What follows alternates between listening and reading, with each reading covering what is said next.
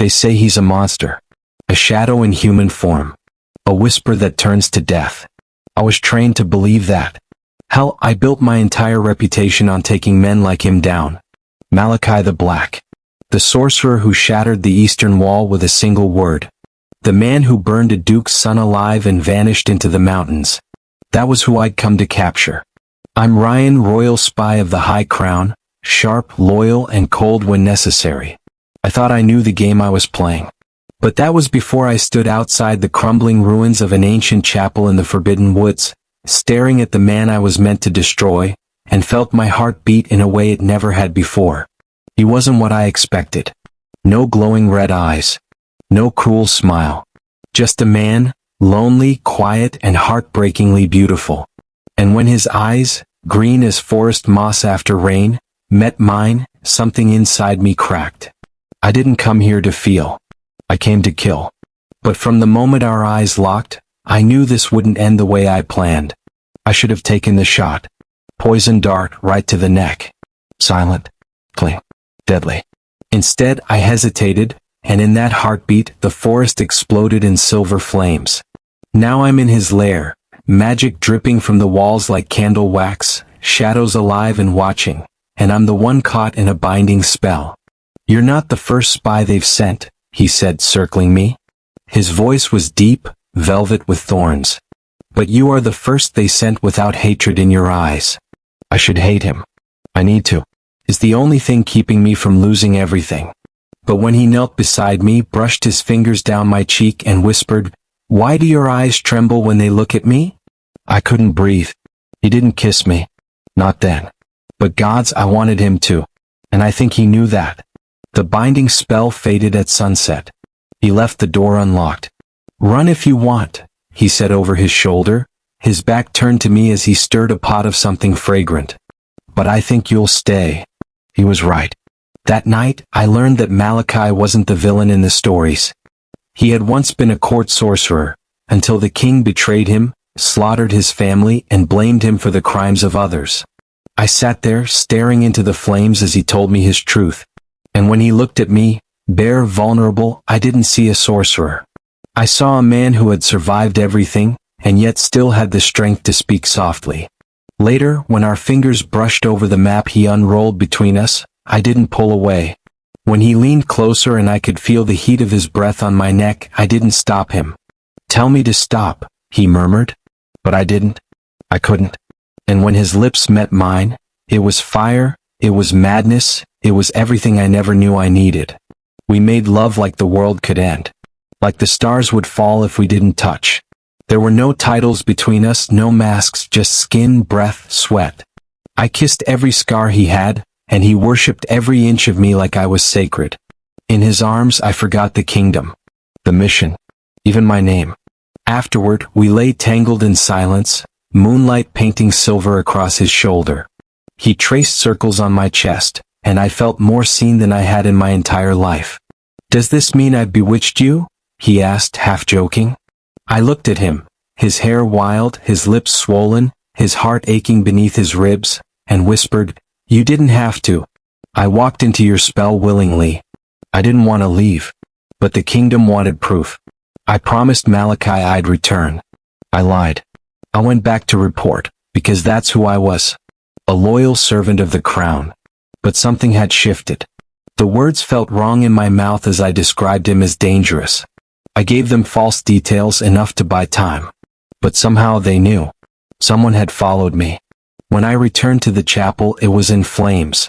Malachi stood among the ashes, broken. His eyes found mine, not with hatred but with betrayal. "You brought them here?" he said, voice cold as the northern sea. "No," I croaked. "I didn't mean to. I didn't know." "Don't lie to me." His magic surged, and for the first time I saw the full extent of his power. It should have terrified me. But all I could feel was shame. "I love you," I whispered. "I didn't know how to protect you." He turned away. "Then you should have let me die the moment you met me." I searched for weeks. I followed every trail of magic, every whisper of dark flame in the forest. Until I found him again. He was pale. Weaker. Hiding in the remnants of a forgotten ruin. I fell to my knees before him. Malachi, I was a fool. I didn't know how to choose between you and the only life I've ever known. He stared at me for a long time. Then, slowly, he opened his hand. In his palm lay a rune, burned and cracked. Take it, he said. Bond with me. It will kill your loyalty to the crown. You'll never be able to return. And if I do, you'll be mine. Forever. Body, magic, soul. I looked at him, really looked, and in that moment I knew. I didn't belong to the kingdom anymore. I belonged to him. I pressed my hand to his. The rune flared, and my heart was his. We left the old world behind. Burned the banners. Shattered the throne's watchful eye. We made a home in the wild. Just him and me. He taught me spells with stolen stars. I showed him how to trust again. We kissed under eclipses, danced through midnight storms, carved our names into mountains. We were fire and ash and rebirth. I had once been a spy. He had once been a curse. But now we were something else entirely. Lovers. Brothers in arms. Kings of our own making. And on the night we pledged ourselves beneath a sky dripping with constellations, he took my hand and whispered, "They sent you to end me, but you saved me instead." I smiled. "No," I whispered back. "You saved me first." We spent our days learning each other. Not just bodies but histories, hopes, haunts. Malachi read old tomes aloud by firelight, translating ancient spells and forgotten poetry. I hunted for food, tended to the garden, found joy in simplicity. Sometimes we argued about the past, about trust, about what the world had taken from us. But every fight ended with a kiss. Every scar, a story we were still willing to tell. The forest, once feared, became our kingdom. It recognized us, protected us. The trees bowed in storm winds, the rivers sang when we danced. Malachi wove magic into its roots. I built traps to keep soldiers out. We lived in defiance and yet in peace. And when the crown sent one last party to find us, we stood together, side by side. I in armor forged of wild silver. He with fire in his hands. We didn't kill them. We showed them mercy. Because power isn't in destruction. It's in restraint. They never returned. The world slowly forgot us. And that was exactly how we wanted it. The days in the wild blurred into something unreal. Magic hung in the air like perfume. I learned to hear the heartbeat of the forest, to move with it. Malachi taught me to see the unseen, to speak words in ancient tongues that made stones tremble and winds obey. But there were nights when I woke screaming, sweat freezing on my skin. Memories of blood. The burning chapel. The look in Malachi's eyes. He never spoke of that day again. But I saw it in the way his hands sometimes shook when he thought I wasn't looking. In the way he flinched when I called his name too loudly. He was haunted. And so was I. One night, after a storm broke open the sky and left the world silver and raw, I found him on the cliffs above our cottage, cloaked in shadow, his hair dancing wild in the wind. "They won't stop hunting you," I said, approaching slowly. "They'll never find me." His voice was like stone. "They'll find me," I said. "And through me, you." Malachi turned then. His face was unreadable, but his eyes burned. "Then leave. Save yourself. You've already given up everything." "No," I said, taking his hand. "Not everything. I still have you." His fingers tightened around mine. That night we made love again, slowly, reverently, beneath a sky cracked open with stars. But in the hush afterward, as he lay curled against me, he whispered something I wasn't ready for. "I don't know how to let you love me." I held him tighter. "Then let me try. Every day. Until you do." Winter came earlier than expected. We burned spells into the fireplace, our laughter echoing off stone walls. We cooked stews with herbs only he could name and told each other stories, mine of cities and crowns, his of ghosts and gods.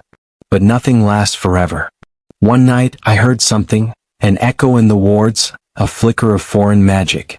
I didn't wake Malachi. I grabbed my blade and stepped into the snow. He was there. Davin, my former commander. Cloaked in gold-threaded robes, frost clinging to his boots, a smug curl on his lips. "Ryan," he said like my name tasted bitter. I didn't lower my blade. "Where is he?" Davin asked, stepping closer. Don't lie. You shouldn't be here, I growled.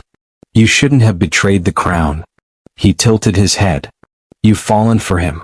God's Ryan, you love him, don't you? I didn't answer. His hand moved. I moved faster. Steel sang. Blood splattered the snow. And just as I staggered back, sword raised, Malachi appeared, barefoot, eyes wild, magic flaring like lightning behind him. In seconds, Davin was on his knees, screaming. Shadows crawled up his body like vines, sealing his throat, his hands, his sight. Stop, I shouted. Please. Don't become the monster they say you are. Malachi's jaw clenched. He came to kill you. I know, I said. But I'm begging you, don't lose yourself. Not for me. The shadows fell away like ash. Malachi turned and walked inside. I followed him, heart pounding. I didn't ask you to protect me, he said without turning. I need to protect you, I said, stepping behind him. Because if they kill you, Malachi, they kill me too. He turned then, eyes rimmed red. Then we're both doomed. In the weeks that followed, Davin's body disappeared. His magic had been branded with Malachi's rune, a warning to any who followed. But more disturbing than Davin's presence was what he carried. A scroll marked with the king's seal. A death order. Not just for Malachi. For me. My death had been sanctioned. By the very crown I had bled for. I read the decree by firelight. My name inked beside his. Betrayer. Sorcerer. Enemy of the throne. Malachi said nothing, just watched me burn the scroll. And that night, for the first time, I cried in his arms. Not from fear. From freedom. They've cut me loose, I said. I'm nobody now. You're mine, he said simply. A year passed. We built something stronger than walls, trust, and maybe even something close to peace. But one morning as I returned from a hunt, I saw him kneeling in the snow, bare-chested, his hands marked in black flame. He was performing an old rite. What are you doing? I whispered. He looked up. Preparing. For what? The crown is sending their armies. I've seen it in the runes. Hundreds. Maybe thousands. We'll run, I said. We've always run. Malachi shook his head. They won't stop until I'm ash. Until you are too. I won't let them take this from us. Then what will you do? He met my gaze. I'm going to end the war. The battle came with thunder. Winds howled. Spells cracked the sky. And Malachi, cloaked in every shadow he had ever whispered into existence, stood before the crown's army like a god of ruin. I fought beside him. Steel against steel. Magic against madness. But in the end, it was Malachi's power that broke the tide. A single spell, cast with a word older than time, turned the battlefield into crystal silence. When it ended, he collapsed in my arms, pale and shaking. You used your life, I gasped. You gave it to the spell. He smiled weakly. I'd rather die free than live in chains. No, I said, pressing our foreheads together. You're not dying. Not like this. Not without me. And then I did something I never thought I'd do. I called his magic into mine.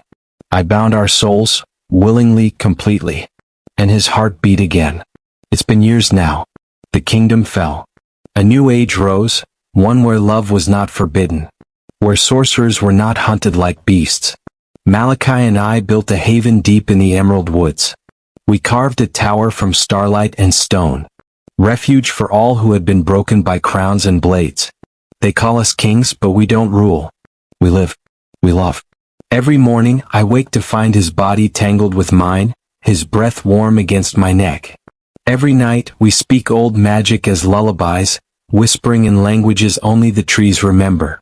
And sometimes when he thinks I'm asleep, he whispers, "They sent you to kill me. And you gave me a new world instead." To which I always reply, half asleep, half awake, I would do it all again.